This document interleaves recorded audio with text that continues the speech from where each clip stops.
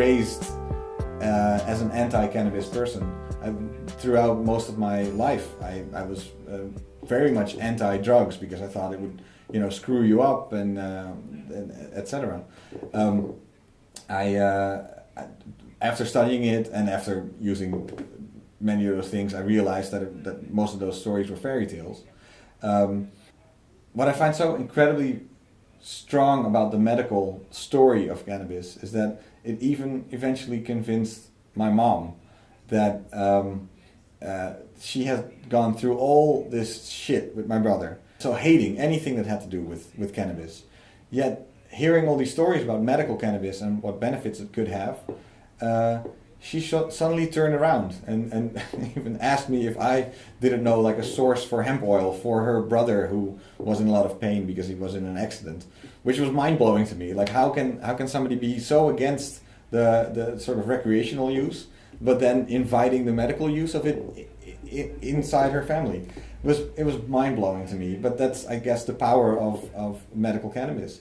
It's a great conversation starter to get to know the substance better, to know how to handle it, to know what the side effects are, and to see how you can use it in a safe and responsible way.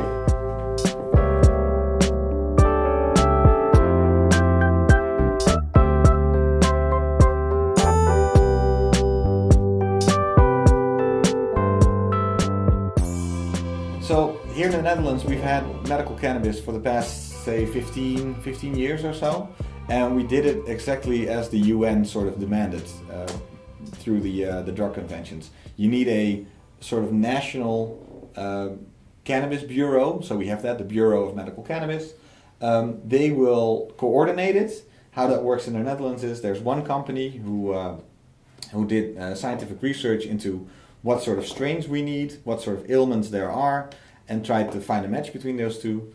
And then you can still go just to a doctor, and if the doctor knows about it and wants to prescribe it to you, they can. So doctors can prescribe it, and then you just go to a pharmacy and you get it from this one company. However, in recent years, insurance companies have become more conservative in their approach, so a lot of the weed has to be paid for by the patients themselves, which is incredible amounts. So what has happened over the past few years is that people have started growing themselves. So this became a political issue at a certain point as well. And so some patients have gotten some sort of, they were allowed by their local government to grow medical cannabis.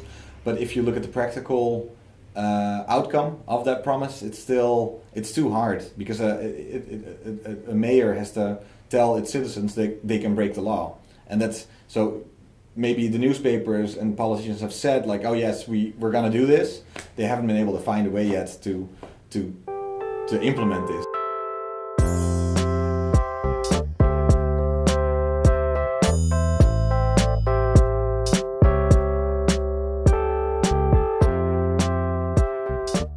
There are some pharmacies here in the Netherlands that are making cannabis oil. They base themselves on the sort of official medical cannabis that you can get through Bedrocan, the only company that legally can grow it here. So then you have a legal tincture. If you can find it at those pharmacies, then it's possible. It's also that CBD oil is sort of tolerated in, let's say, health stores. So you can go 2 minutes from here, there's a store that will sell CBD oil, and that's fine. What was great about the fact that we legalized medical cannabis about 20 years ago here is that scientific research has been a little bit farther ahead than most of the world. It suffers from all the stigma that happens elsewhere, but we have a couple of researchers that had to do research for this company that was going to legally grow cannabis.